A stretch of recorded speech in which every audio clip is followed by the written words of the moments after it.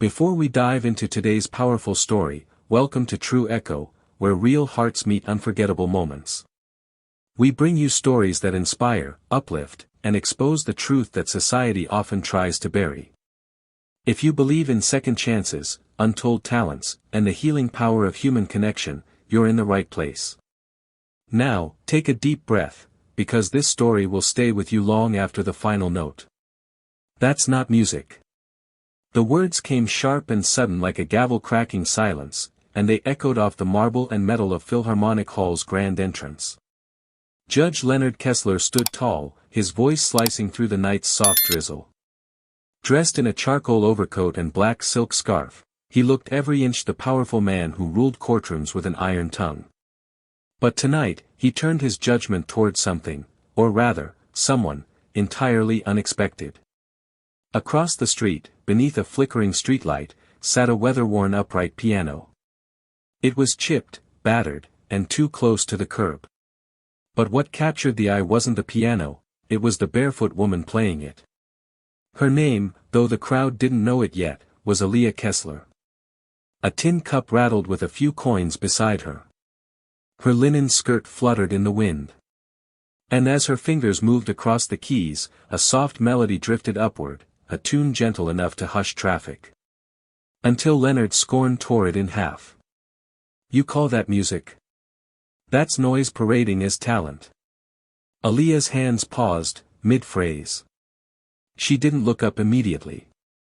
She didn't have to. The crowd that had formed around her had already begun to part, giving the judge space, giving the moment weight. From a distance, a boy in a red coat tugged his mother's sleeve and whispered, she was playing something pretty. Leonard heard it too, but pride overrode sentiment. "Do you know how long it takes to become a real musician?" he challenged the crowd. "Decades of discipline. Conservatories. Symphonies. Not some street performance theater." The onlookers murmured. Some shifted uncomfortably. But Aaliyah just stared at her fingers, still resting lightly on the piano. She had heard worse. And yet, something in Leonard's voice made her stomach twist, not the arrogance, but the familiarity. He didn't know her. He couldn't have. Not here. Not now. Leonard's voice grew louder. "Who gave you permission to be here?" That's when the boy in the red coat stepped forward. He didn't speak. He dropped a single coin into the tin cup. The clink rang louder than anything Leonard had said. Aaliyah smiled, not at the boy, but because she recognized what had just happened. The moment had shifted. She placed her hands back on the keys. Not to prove anything. Not to appease. But because the wind deserved a song, and the silence demanded truth. And then, she played. It began as something light, a waltz maybe, but then shifted, as though her fingers stumbled upon a memory. The melody softened into something slower, haunting, intimate. 3 descending notes. A pause. Then an ascent. Leonard froze mid-step. Something deep inside his chest contracted. A memory clawed its way out of hiding. That melody. He hadn't heard it in 34 years. He turned around, the color draining from his face. Aaliyah's eyes were shut, her hands dancing lightly, not like someone performing, but like someone remembering. That wasn't a public tune. It had never been recorded. It wasn't in any score. It was the lullaby his mother used to hum in the tiny Bronx apartment before the fire. A tune he thought had died with her. A tune no one else on earth could possibly know. And yet, here it was. Alive again. Right there, on a street corner. Played by a barefoot woman with a broken piano and a memory older than her years. Leonard Kessler's world narrowed to that melody, 3 descending notes, a pause, then the rise. His mother had called it the secret tune. Not because it was grand or complex, but because it was theirs. A lullaby stitched together by lullabies, lullabies and love, late night humming and tiny fingers pressing ivory keys under the amber kitchen light. It was never written down, never played in public. He and his mother made it together. A childish composition that only lived in the shadows of memory. And yet, this woman knew it. Aaliyah continued to play, her eyes still closed. There was no showmanship, no flourishes, just reverence. It was as if the music poured through her hands like breath through lungs. The crowd remained silent now, transfixed not just by the sound, but by the judge's sudden stillness. Leonard's throat constricted. "Where did you learn that?" he asked, his voice cracking. Still, she didn't stop playing. Her expression softened as the song neared its final phrase. "I said," Leonard pressed forward, louder this time, "where did you learn that piece?" "I didn't," Aaliyah finally answered, gently lifting her fingers off the keys as the final note echoed into the night. "It was given." The words unsettled him more than any confrontation could have. "Given, by who?" he stammered. She opened her eyes and looked directly at him for the first time. Her gaze wasn't sharp or angry, it was calm. Steady. Old. By memory. His jaw clenched. "That's not possible." Leonard's voice didn't carry power anymore. It carried fear.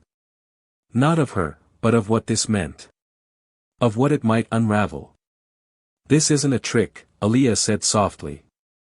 "This is remembrance." He stepped closer, heart thudding in his chest like a verdict waiting to be read. "That melody," he said. "No one else knows it. It wasn't written down. It wasn't recorded. I wrote it, with someone, when I was a kid. A long time ago. The night before the fire." Aaliyah's breath caught. That word, fire. Like a flint striking stone, it set something alight in her mind. A flash. A dim room. The sound of crackling wood. A boy shouting. A woman's voice singing over the noise. Her own tiny hands reaching out. She blinked. "There was a woman," she said slowly. "She used to sing it to me. Just once. I didn't remember her face. Just the song." Leonard's knees nearly buckled. This can't be real. But it was. It was unfolding in front of dozens of witnesses, some who were already pulling out their phones, some with tears in their eyes. The moment had ceased to be about music. It had become something sacred. Something ancestral. And yet, still unspoken between them was the possibility neither dared say. That they were not strangers. That they were once, family. "I don't own a phone," Aaliyah said, answering the accusation still hidden in his eyes. "I didn't see you on the news. I didn't hack a file. I just remembered." Leonard took another step forward, his voice suddenly small. "What's your name?" She hesitated. "Aaliyah." That name slammed into his chest like a ghost whispering in his ear. He hadn't heard it since childhood. Since the day they told him the fire had taken everything. Everyone. Aaliyah. His baby sister. "No," he murmured. "Yes," she said quietly. From the crowd, a young girl whispered, "Are they related?" But Leonard couldn't answer. He was staring at her like a man watching time collapse. He reached into his coat pocket with a shaking hand and pulled out his wallet. From a hidden flap, he unfolded an old photo. Worn. Creased. Faded from decades of silent grief. A little boy and a younger girl grinning beside a piano. And their mother behind them, arms wrapped around both. He held it up. Aaliyah didn't look at the photo. She reached into her own coat and took out the exact same one. Hers was smaller. More weathered. Torn at one corner. Leonard nearly dropped his. They matched. They were real. She didn't cry. Not yet. Her body was too stunned. Her breath too shallow. "I don't remember much," Aaliyah whispered. "Just a lullaby. And that I was loved. And that broke him." Leonard turned away, covering his face with both hands, his polished exterior cracking like porcelain dropped on pavement. 34 years of silence collapsed in a single breath. Aaliyah stepped beside him. Not to accuse. Not to punish. But to be near. The boy she remembered had once promised never to leave her. And though it had taken a lifetime, he had finally returned. The silence that fell between them wasn't empty, it was filled with something ancient, like a language that existed before words. Leonard's breath was shaky. Aaliyah stood inches from him, her presence quiet, grounded, familiar. "How did this happen?" he finally asked. "They told me you didn't make it. I remember screaming at the firefighters. Telling them you were still inside. They said the rear unit had collapsed. There were no survivors." Aaliyah didn't answer right away. Her eyes swept over the crowd, now hushed and unsure of whether to stay or slip away. She focused on the piano. It sat stoic and battered, more than an instrument, it was a monument now. A witness. "I don't remember the fire," she said softly. "Not really. Just smoke, a woman's voice, and you. A boy screaming my name." He nodded, trembling. "That was me. They found me a few blocks away, carried by a neighbor who didn't know our names," she continued. "I was in shock. Couldn't speak for days. After that, it was foster homes. Shelters. A few good people. A lot of bad ones. And the only thing I ever kept." She lifted her photo. "Was this. And that song." Leonard looked like he had aged 10 years in 10 minutes. His shoulders slumped, his chest heaving as if the weight of a lost childhood had just come crashing back on him. "I became a judge," he said, voice barely a whisper. "I thought if I held control, if I had power, I'd never feel that helpless again. But I never looked back. I couldn't." "You buried me," Aaliyah said, but not accusingly. "Because they told you I was gone." "I understand. I should have looked," he rasped. "Even if there was no hope, I should have tried." "But you did," she replied, eyes soft. "You just didn't know it was me. Until now." The crowd had begun to thin, but those who stayed were frozen, tears streaming, hands clutched to chests, phone cameras forgotten. This wasn't a performance anymore. This was resurrection. Leonard turned toward the piano. "That song, it was our mother's. We called it, the secret tune. She said if we ever got lost, we'd find our way back with it." Aaliyah nodded slowly. "That's why I played it tonight. I didn't know why. Just, that it needed to be heard." "You remembered. So did you." Leonard stepped toward the piano, almost reverently, like it was sacred ground. He brushed his fingers across the worn keys. "I haven't touched a piano in over 3 decades." Aaliyah sat down slowly beside him. "Then let's remember together." He hesitated, this wasn't a courtroom. There were no rules here. Just ghosts. But he nodded. And sat. Their shoulders brushed. The bench creaked. Aaliyah played the opening notes again, this time even softer, like she was coaxing the memory out of hiding. Leonard joined her on the 3rd note. His fingers fumbled at first. Muscle memory long dead began to stir. They weren't in sync. Then they were. And just like that, the secret tune was alive again. They played slowly, deliberately, both of them remembering in real time, the childlike tune, the rising harmony, the strange way their mother would hum on offbeats like a jazz whisper in lullaby form. The crowd held their breath. And when they reached the end, Aaliyah let the final note linger. When it faded, no one clapped. They didn't need to. One woman whispered, that was sacred. Leonard exhaled. "I forgot what peace felt like." Aaliyah smiled gently. "It sounds like forgiveness." And then, unexpectedly, Leonard rose and turned to the crowd. This woman, he said, voice firm, rich with decades of courtroom authority, is not a street performer. She is my sister. Aaliyah Kessler. She survived what I thought had taken her. And tonight, she brought something back I thought was lost forever. The air around them shifted. Murmurs turned to gasps. Then silence. And then, applause. But not the kind you hear after a concert. The kind you hear after a revelation. Aaliyah stood beside him, overwhelmed but steady. I don't need fame, she said to the crowd. I don't want to be discovered. I just wanted someone to remember I was here. That I had something to say. You'll have more than that, Leonard added. You'll have a platform. A real one. A stage. Not just for you, but for every child like you who never got heard. The words stunned her. What do you mean? I'm starting a music program, he said, looking directly at her. For kids in foster care. For street musicians.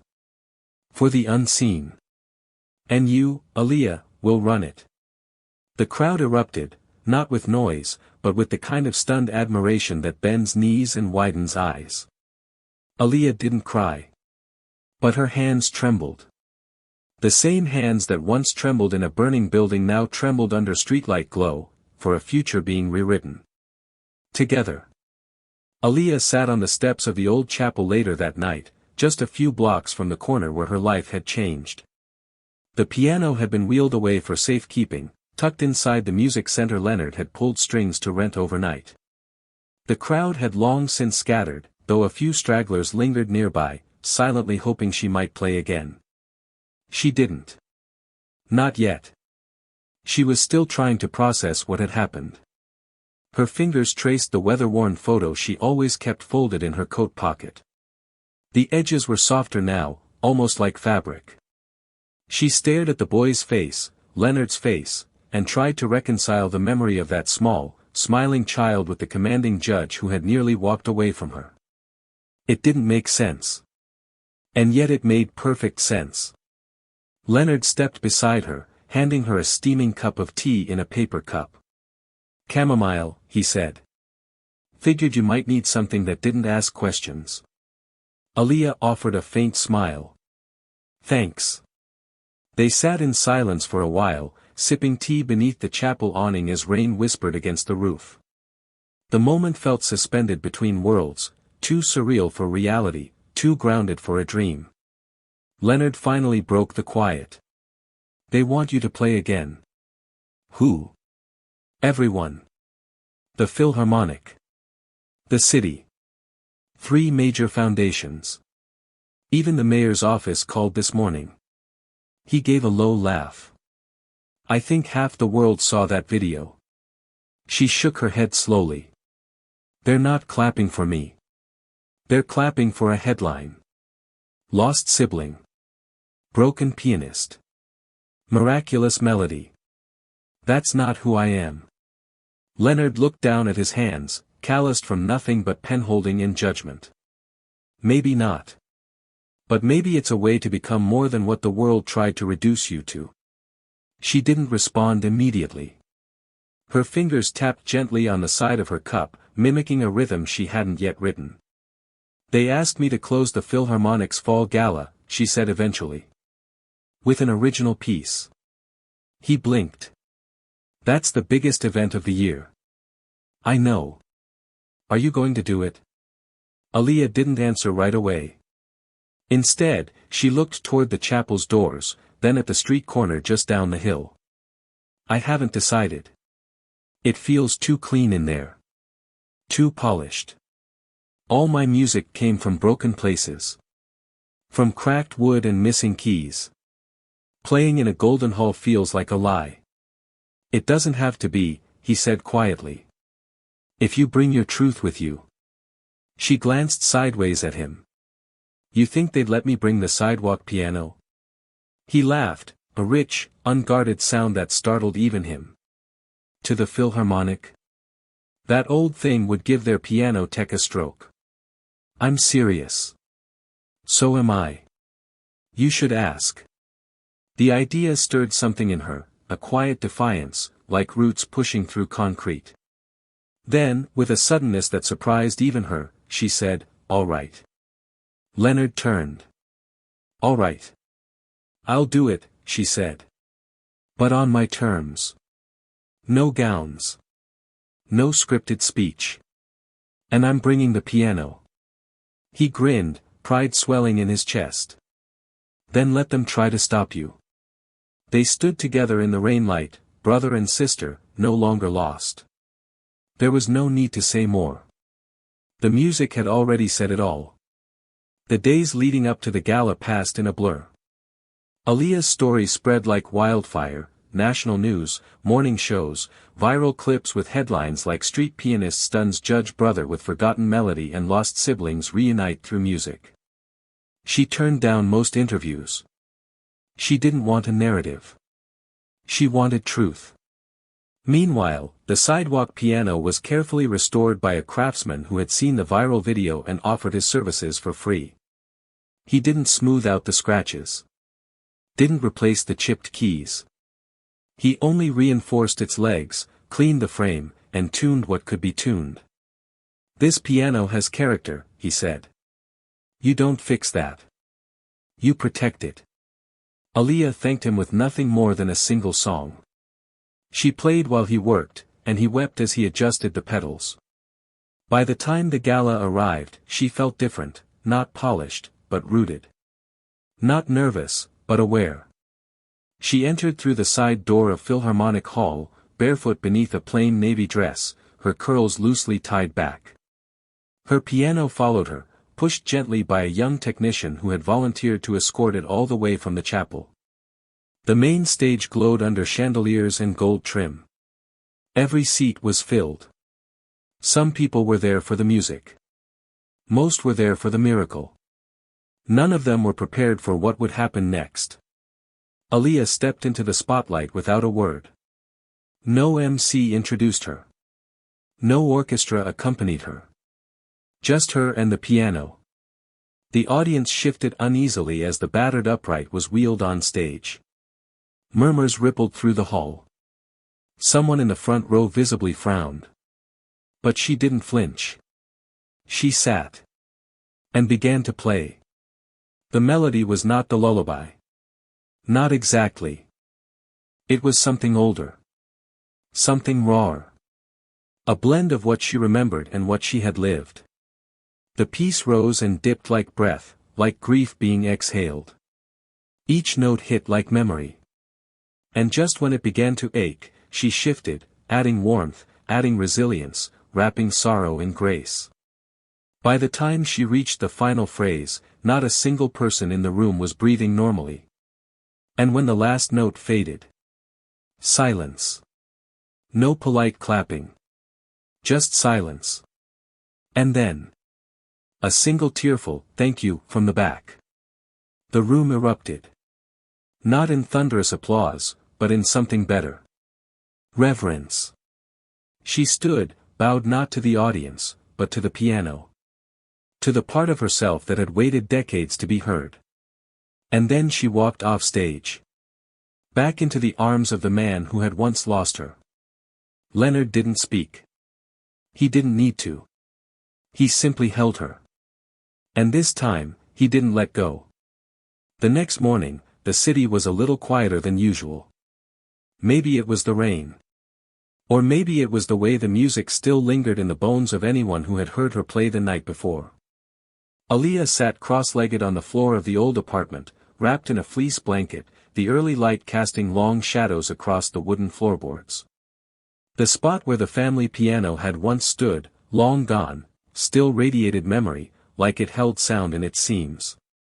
She wasn't sure if she'd slept. After the gala, she and Leonard had returned home, home being a place that had once burned and now somehow felt reborn. They didn't say much. They didn't need to.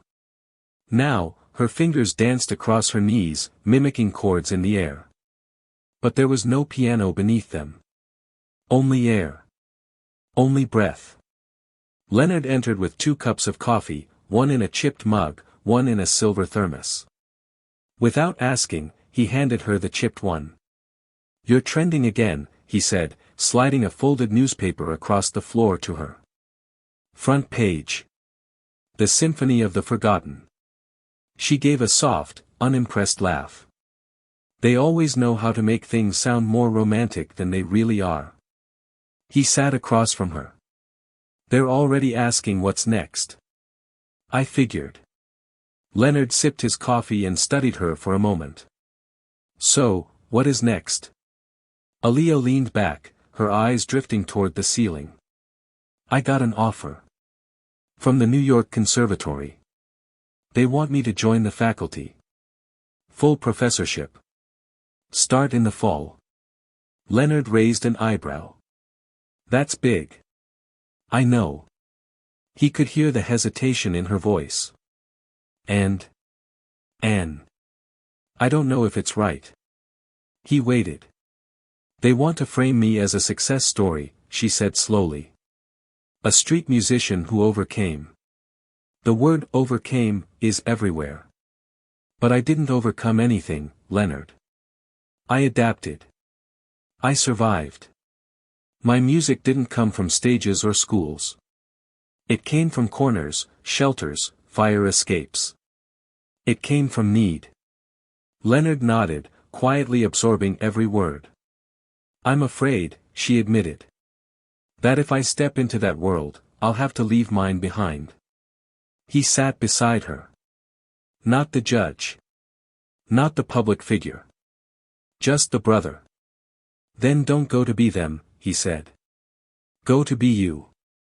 Go for the kid who thinks their pain disqualifies them from greatness. For the student whose hands shake when they touch the keys. Go so that nobody else has to wait 30 years to be heard." Aaliyah turned to him, eyes glassy. "And what if I lose myself there?" He didn't blink. "Then come back here. We'll sit right in this spot and remember who you are." She let out a slow breath. "That offer, it includes a studio, a performance residency, even housing. It's not just a job. It's a doorway. Then walk through it," he said, smiling. "But bring your own piano." Weeks later, Aaliyah walked through the towering glass doors of the conservatory. The hallway was all marble and polish and expectation. Stern portraits of powdered composers lined the walls. Students in crisp blazers carried leather portfolios and violins in pristine cases. She felt like a crack in the marble. A bruise on a pearl. Her blazer didn't quite fit. The satchel she carried had a broken zipper. She wasn't trying to impress anyone. Room 204. That's where they sent her. The masterclass rotation. 10 students sat in a circle, eyes expectant. Some recognized her instantly, the barefoot pianist from the gala, the woman from the viral video. Others stared with veiled skepticism.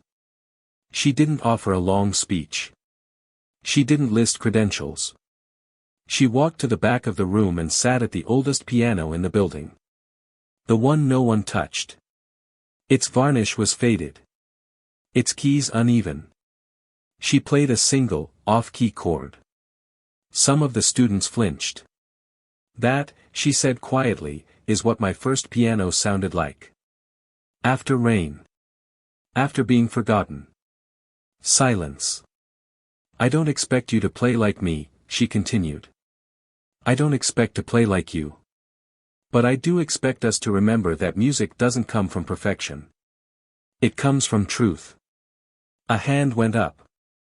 "Will we be working off standard scores?" "Yes," she said.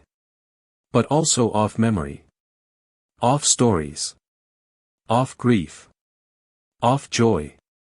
Music doesn't live in black dots on a page. It lives in breath. And we're going to find it." Some students leaned forward. Others remained stiff. But no one walked out. By the end of the hour, every one of them had taken a turn at the keys. One girl cried.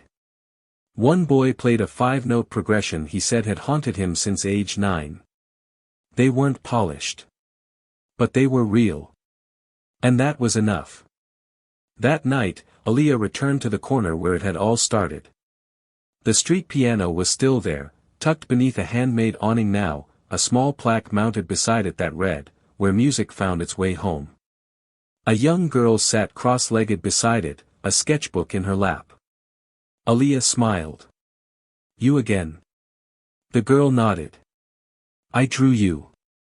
She held out a page.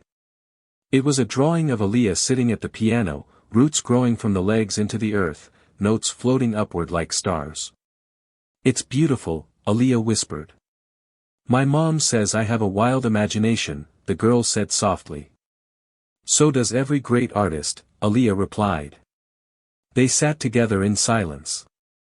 No music. Not yet. Just presence. And when Aaliyah finally played a few notes, they weren't for the cameras or the headlines.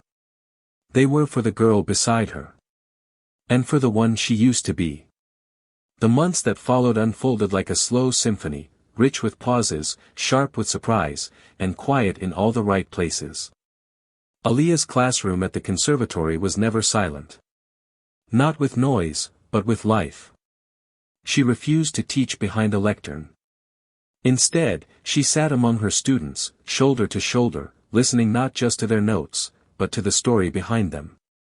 They learned more than music theory, they learned to breathe through the hard parts. She never asked them to play perfectly. Only honestly. Word spread fast. Students began requesting transfers into her class. Former dropouts re-enrolled just to sit at the edges of her lessons. She didn't make them better musicians by teaching technique alone, she gave them permission to feel. But as her influence grew within the walls of the conservatory, so did the resistance. One day, tucked beneath her office door, she found it. A folded letter. No return address. No signature. Typed. Cold. "This isn't your world. You don't belong behind this bench. Go back to your corner." Aaliyah read it once. Then folded it in half with steady hands. She didn't rip it. She didn't show it to the dean. She placed it inside her music journal, between a sketch of her street piano and a handwritten melody she'd composed in a rainstorm. Right beside a phrase she had once scribbled to herself. "The world doesn't decide where music belongs. We do." That night, she went back to the sidewalk. The piano was there, waiting, its edges worn smoother from all the visitors who'd come to play it, touch it, photograph it, honor it. She didn't announce herself. She never did. But within 20 minutes, a small crowd had gathered. She didn't play for them. She played for the silence. For the wound that still whispered some days. For the voice in her chest that told her, "You're still healing." And then, something happened.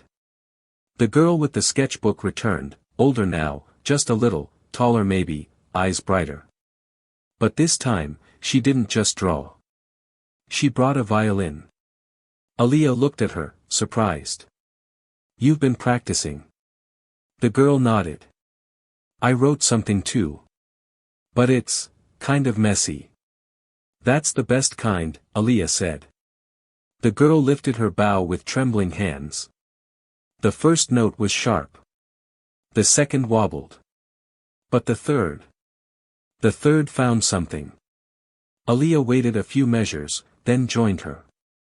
They played together, no score, no plan, no language. Just sound. It wasn't perfect. But it was alive.